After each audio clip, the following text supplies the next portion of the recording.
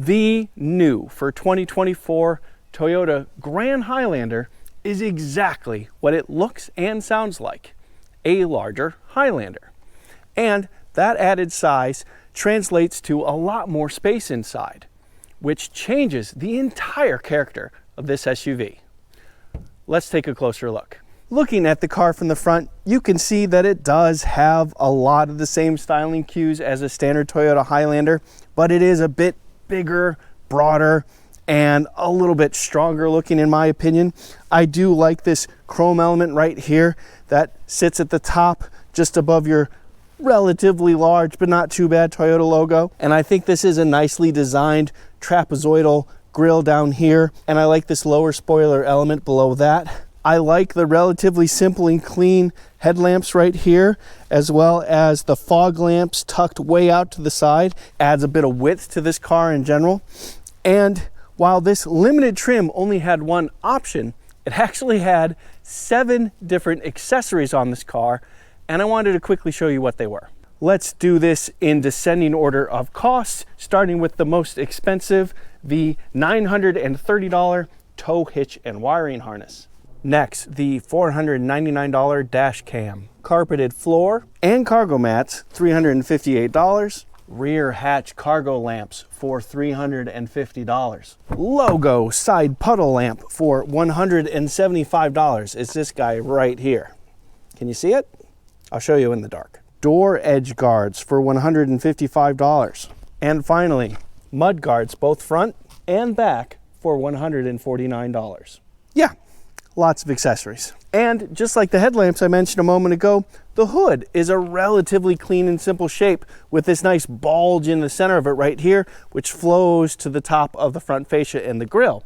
But maybe you're like me and much more curious to see what's underneath it. Well, there it is, your turbocharged 2.4 liter inline 4-cylinder engine, 265 horsepower, 310 pound-feet of torque. This is the only non-hybrid powertrain that's offered in the Grand Highlander. The other one is a 2.5 liter non-turbocharged hybrid unit, and the other one is essentially this engine, a turbocharged 2.4 liter with a hybrid system that's called Hybrid Max. So this is in many ways the simplest powertrain that you can get. It is transversely mounted or side to side across the front of the engine bay. So it is an inherently front wheel drive system, but this one in particular is all wheel drive. And the axle center line is right about here, more or less where the end of this piece jutting out is. And this shroud is to help protect heat and trap heat from the turbocharger to stay right there. So much of the engine is ahead of the front axle center line. So not great for weight balance, but I've seen worse too, to be honest. The airbox is actually tucked way low down here, and the battery is just behind it right here. Because this is such an inherently big and wide car, there's actually lots of room for the turbocharged 2.4 liter to sit, so you have a lot of space to work with here. And finally, windshield washer fluid is right up front, easy to get right here. Looking at the car in profile, this gives you a better look at the coastal cream paint color. That is a standard paint color for the Grand Highlander, and I think it looks lovely. It's just a little bit more than standard white, and I appreciate that. Generally, I think this is a clean, fairly standard 2-box shape for this large SUV. Speaking of, you can see that this thing is quite large, and I think it's a good, clean design. You've got subtle fender flares baked into the front and very similar in the rear right here. You've got this nice polished metal element at the base of the window trim, but it's black otherwise. But then you have polished metal again for the roof rails right here. The side view mirrors have this 2-color with this indicator reflector right there, black below, paint color on top. And you have this interesting character line that starts just below the hood line and runs underneath the side view mirror and then tucks up right here at the base of the D-pillar. Interesting design, I think, and generally a clean one. I think they did a good job. But as I mentioned, this is a big thing, over 200 inches long, I will go ahead and put the dimensions up on the screen for you to check out and let you know that I have a lot more information in the description. Standard wheel on an XLE Grand Highlander is an 18-inch wheel, but limited and platinum trims get this 20-inch wheel. And even though it's a 20-inch wheel, you still have 55 series rubber right here, so a decent amount of sidewall to work with, not anything too punishing. And generally speaking, I think it's a nice split spoke design and works with the rest of the car just fine. And the polished metal finish is totally appropriate. And yes, this is a square setup. The wheels in back are the same size as the wheels in front. Looking at the car from the back, again, it's a nice, clean, and I'll say inoffensive design. And that is something I said when I reviewed the Hybrid and Hybrid Max versions of this last summer as well. I do like the taillight design. I think that is a little funky in a cool way. You've got this kind of split right here, and this top goes closer to the center, kind of pointing at the Toyota logo. I think that's a nice touch. And, you know, it's a generally clean look. I am actually quite pleasantly surprised to see the relatively small lettering for Grand Highlander right here. We've seen this trend of the lettering in back getting bigger and bigger and bigger. So it's nice to see a bit of restraint and keeping that tasteful. Here's where you can let people know that you did opt for all-wheel drive and that you have a limited trim. And yes, thankfully, no fake exhaust of any kind. We do have dual exhaust tips. They are on either side of the vehicle and they are tucked underneath the back, out of the way, just as it should be, no problem.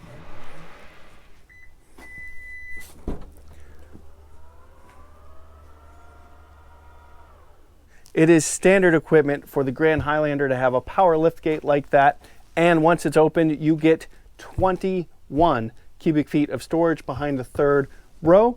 And as you can see, you have a pretty deep floor right here. And here is another look at that carpeted cargo mat we were talking about. And if you look underneath it, we do have a tiny touch of additional storage space right there, including a spot for a privacy panel if you want to have that up as well. That's a nice little touch. I think this tray could be useful to have small things that you don't want to rattle around too much. There are also little hooks, rings right here in the corner to strap things down, and more hooks a little bit higher as well. And if you don't need to carry 3 rows worth of people, but do need to carry more stuff, that is easy enough to do. As you can see, the headrests are already down, but if the headrests are up, this latch does put them down. And a couple of subtle tugs gives you 58 cubic feet of storage and still room for 4. And when you put the third row down, you see that you do have more of these tie-down straps here to use if you need more space. And that also shows some cup holders and USB ports for the third row. You can also see that this does kind of slope up subtly, like 1 to 2 degrees upward. So it's not a completely flat floor, but it's pretty close. And yeah, if you need more space than this and only have to carry yourself and 1 passenger, still quite easy to do.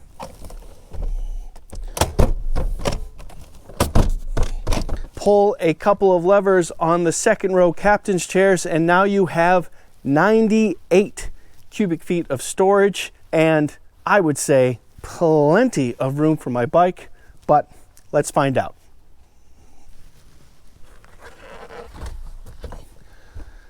It's a little bit narrow right here with these bins on either side. That pinches the space just a little bit, but you have plenty of length to work with, so my bike does fit in easily. And with it in, I think that does highlight that slightly upward slope you're working with as well. Again, it's not perfectly flat, but as you can see, it is quite spacious inside this Grand Highlander, which really does make a difference compared to the standard one. So yeah, this is a perfect time to take a look inside.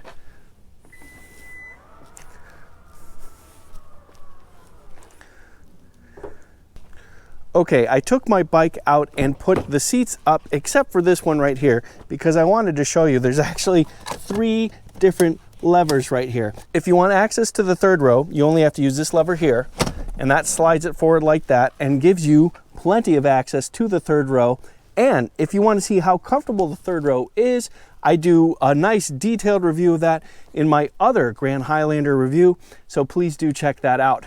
For now, just trust me that it's actually not bad in total, but the seat bottoms are still a little low, so thigh support is only okay, and comfort is decent. Oh, screw it, I'll show you. I am 5 feet 11 inches tall, and I have about -1 inch of headroom. And as you can see, I don't have much knee room either, with the seat slid way back like it is. And put those things together and I have more than a 90-degree bend in my knees. But for kids, this would be plenty spacious, and they'd have a lot of cup holders and USB Type-C charge ports on both sides. And I think generally plenty of comfort. Once you get above 5 feet tall, I think it's going to start pinching a little bit. Anyway, to the second row. Okay, so I was showing you how to get access to the third row. That's that. If you want to fold the seat flat, you hit this lever again, but then also hit this one here. And finally, if you want to change where the seat location is fore aft, that's this one right here, slides fore aft.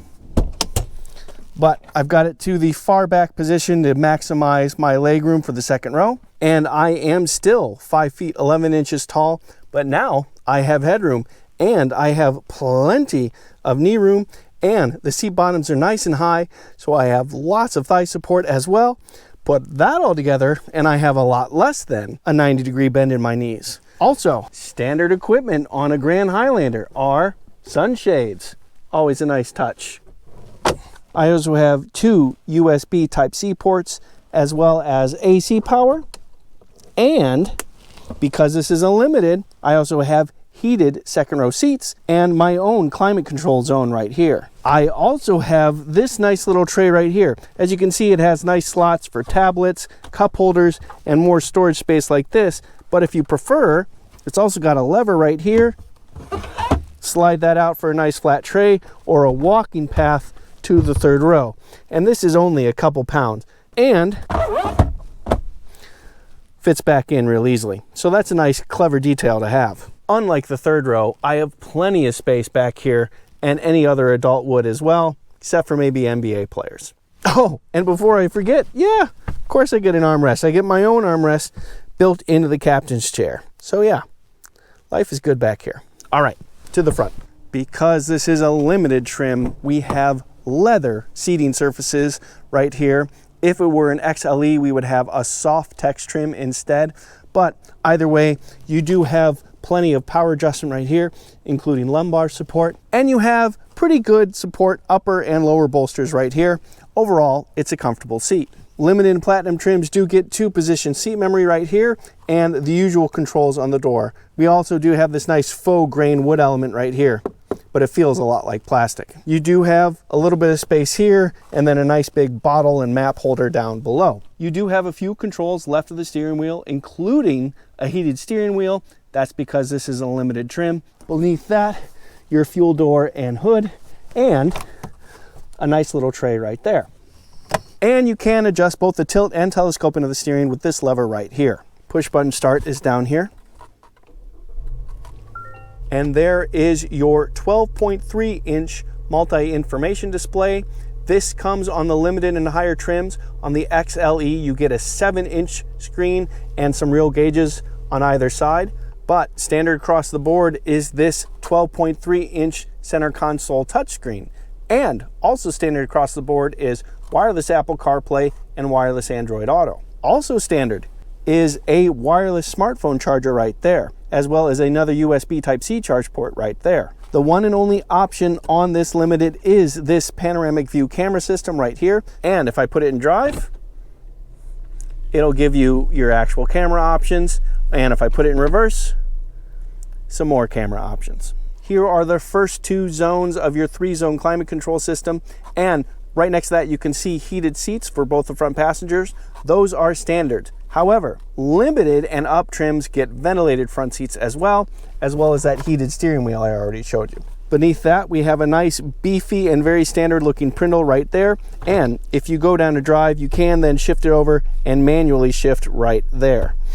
Beneath that, we do have an electric park brake and several controls right here down at the lower center console, including auto start on and off, traction control, all these different drive modes. I'll talk about those in just a moment, as well as a snow driving mode and hill descent control.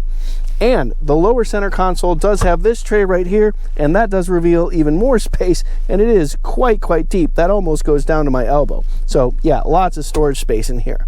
Looking up, we do have a sunglasses holder, and we have lights and that kind of thing, and that's it. It's platinum trim Grand Highlanders that get a moonroof. And honestly, that suits me fine. Less weight on the roof, so lower center of gravity and more headroom. All right, let's talk drive modes. Like I said, you have several. Because this is an all-wheel drive system, you have more than just eco, normal, and sport. You also have the mud and sand, rock and dirt, and and snow and those things right there. These are powertrain adjustments. So you're gonna have adjustments to the throttle map, the all-wheel drive system, and the transmission. This does not affect anything with chassis or suspension, though sport mode might affect steering weight a little bit. So there you have it. A nice close look at the 2024 Toyota Grand Highlander and all the grand space you have inside.